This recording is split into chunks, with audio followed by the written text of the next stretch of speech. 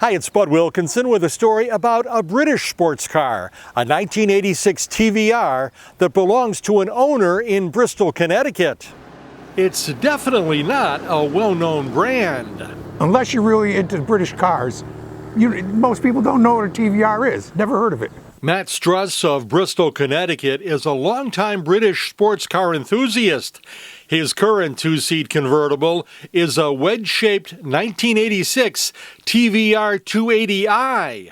The model was produced from 1980 into 1987. 1,200 and something of them were built, 800 something were convertibles, and of that, about half were imported to the U.S. And being English, those are left-hand and right-hand drives, so there's not many left-hand drives like this around. Strus wasn't specifically looking for a TVR when he bought the car in an online auction in March 2023. It was being sold by a Lotus dealer in Canada. What I really wanted was a wedge, and it was between a TR7, TR8, and then when I saw this come up, it's a wedge. It's reasonably priced. I just didn't really realize how difficult it was going to be to get parts for it. The TVR name is derived from that of the brand's co-founder, Trevor Wilkinson, who began a company in England in 1946 and began making cars in 1949. TVR built all their own cars. It's not a kit car. They built their own vehicles. They welded their own frames, laid their own fiberglass bodies, and then they went out and bought components from other shops. Whoever they can get a deal on, that's what they used for that particular year.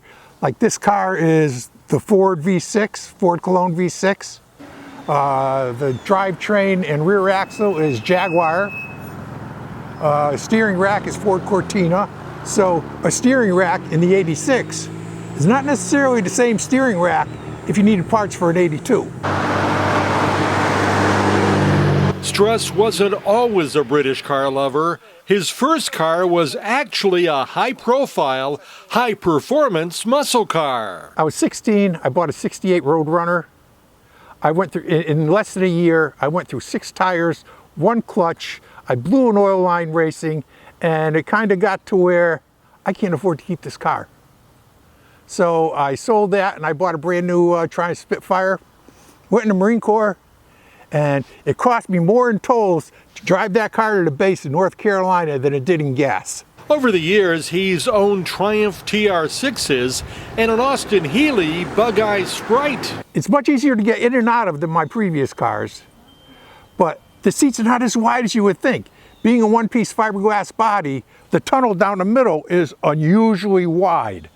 Not that I got a big butt, but like when you close the door, you're packed in there. The current TVR suits his needs. Handles well. I don't know, it's got enough power. I can cruise all day at 70 miles an hour. And the engine's not working hard as opposed to some of the other old cars I've had. It's a fun drive. But Strus sees one scenario where he might sell it. If I could buy a TR8, if I could get one right, I would sell this and take the loss.